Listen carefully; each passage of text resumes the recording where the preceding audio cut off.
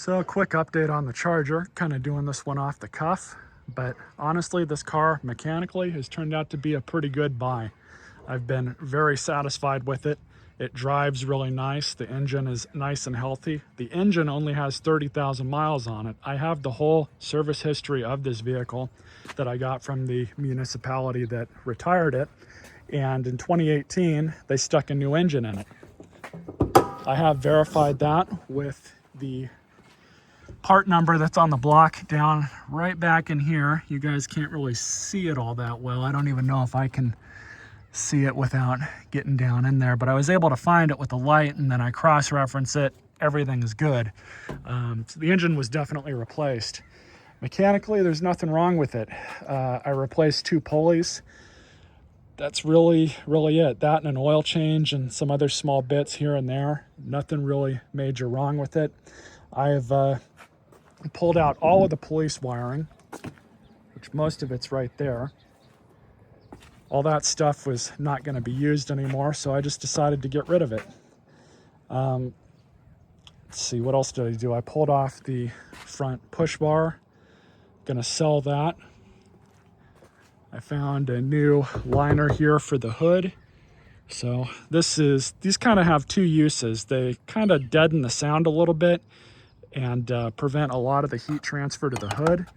And they also, in the event of an engine fire, will help smother the flames. So they kind of have 2 uses on really any modern car. They're good to have. And I saw this at the junkyard. It only cost me like $8 to buy this. So wasn't a big deal, and I decided to grab it. I've done a lot of basic stuff. I replaced the engine air filter, the cabin air filter. Tune-up wise, it doesn't need anything. The AC works perfectly fine. So I've been pretty happy with that. Mechanically, I've had to do far less with this than I had to do with that Crown Vic that I had featured on the channel last year. Runs really good. Now, to a keen eye, you'll probably notice that these are Ford center caps that I've got. Those are actually from a Ranger. Unfortunately, I've only got 2 of them. So I am gonna get the proper ones here pretty soon, but I just wanted to kind of see how they looked, and sure enough, they worked.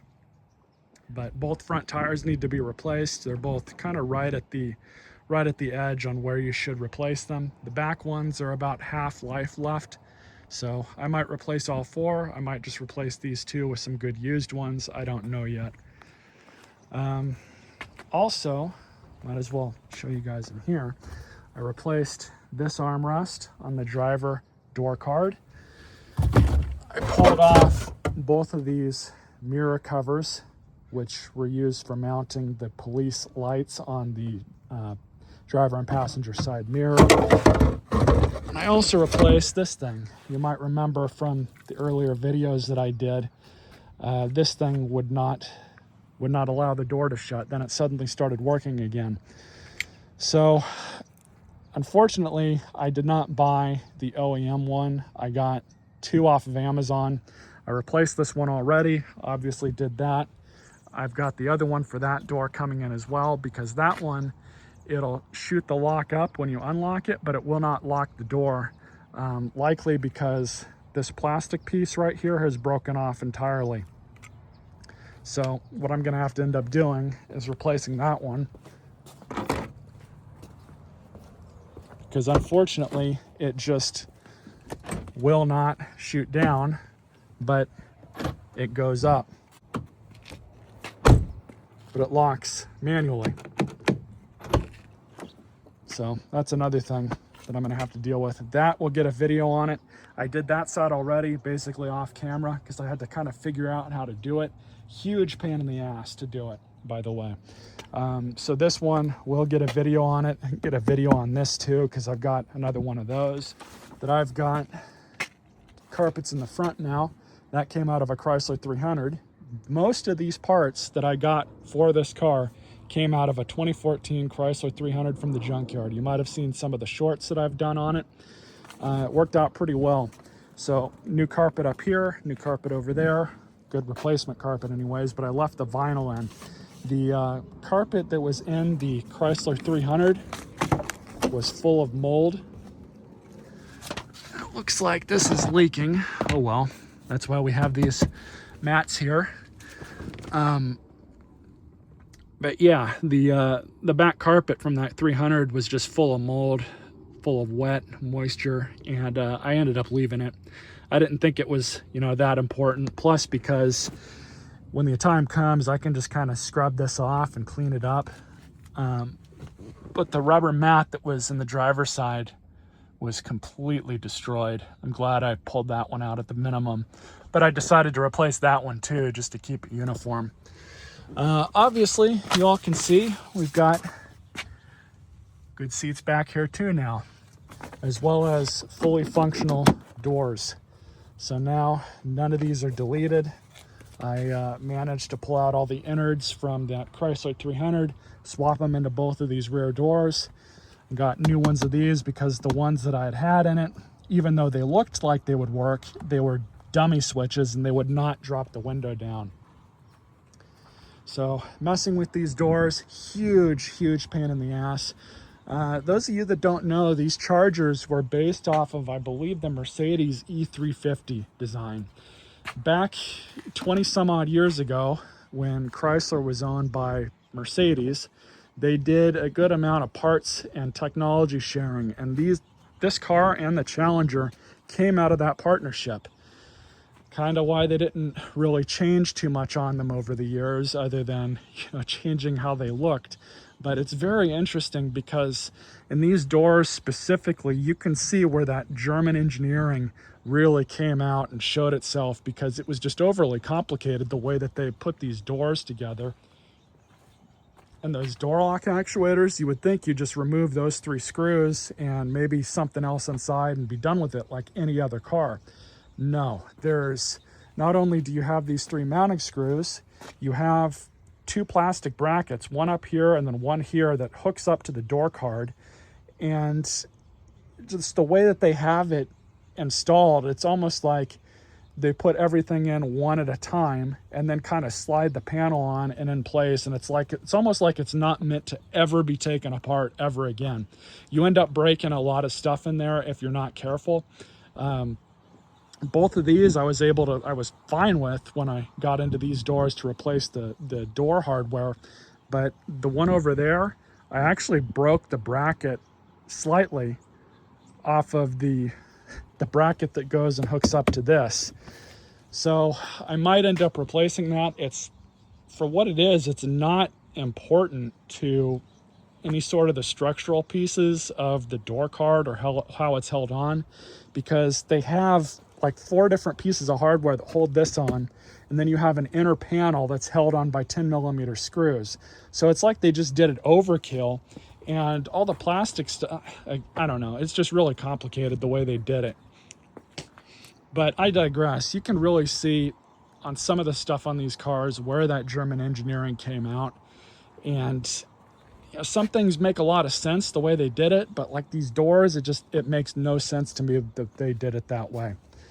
The good thing about these cars is there is a huge aftermarket for them. So like finding stuff like, I was able to find the master switch for that side off of Amazon for like 25 bucks. I believe it was 25.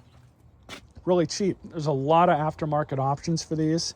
And thankfully, that looks like it's going to be what helps out a lot of owners of these in the future, because they're still really popular. This is a 2nd gen.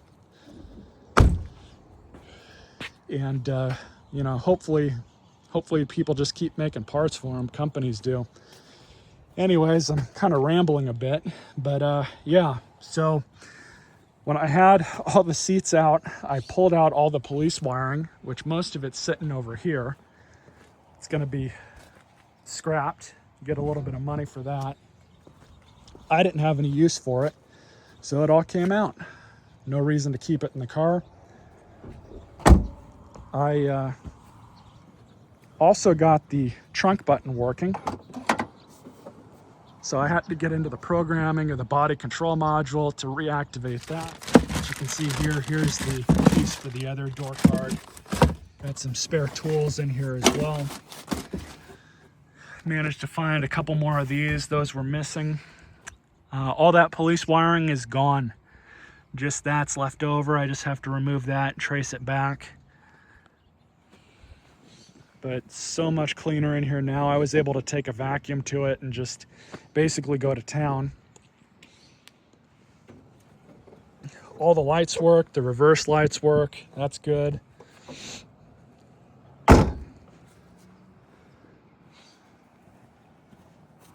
This thing works amazingly.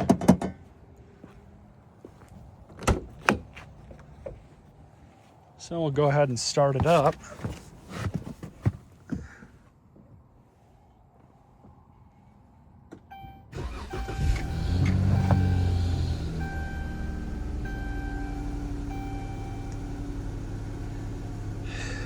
This thing's been replaced. I did a video on that. I'm not sure if I had to put it out yet.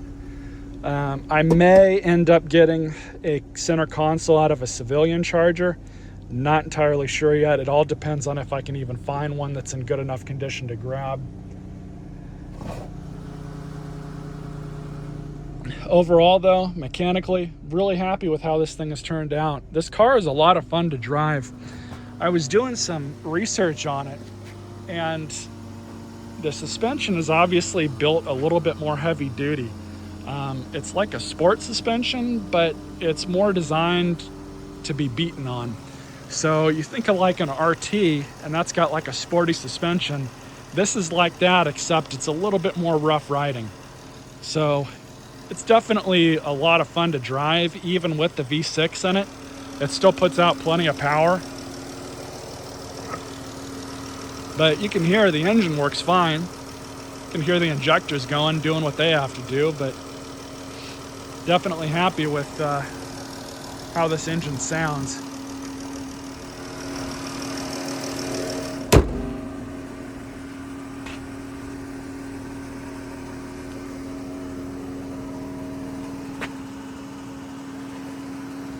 So you guys will have a lot more videos on it here in the future. I've got a lot of stuff scheduled to come out. This project has been a lot of fun. As far as the paint is concerned, I'm probably gonna wait to paint it till sometime in the spring. I may do it myself and do a video on it, or I may pay a friend of mine to do it. I haven't really decided yet. It depends on how much he's gonna charge me. But I might just do it myself. It's, you know, about 200 bucks with the paint and a no case paint gun, and just you know, a day or two of sanding and prepping. Might be a little fun to do it for the video. Do a bit of an amateur paint job to it. One last sort of major thing that I've got to do is pull off the Wi-Fi antenna and all the harness and wiring that's under the headliner. So I'm gonna have to drop this headliner. It's not that hard, not that difficult. Basically, I just have to take both of the A pillars off, both of the B pillars off, and then have to take off the visors and the grab handles, and then it should be able to just drop like that. But if I want to move these two, that might make it a little bit easier.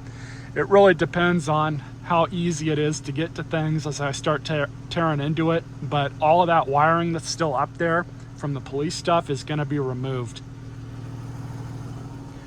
And then once that's out, I'm gonna have to find a way to plug that hole and prevent any sort of water intrusion with it.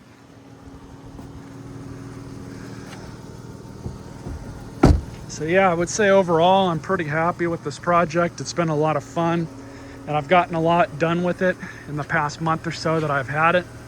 A little over a month now, probably closer to 2 actually. But this car is definitely a good beater car if I decide to keep it.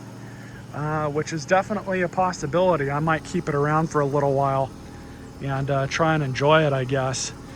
Gets decent gas mileage. I get about 22 to the gallon mixed city highway driving, which isn't horrible. If it was the V8, it'd probably be getting like 17 or so. Same driving conditions, I would imagine. But yeah, stay tuned for future videos on it. I've got a lot scheduled coming up, and there's more to come.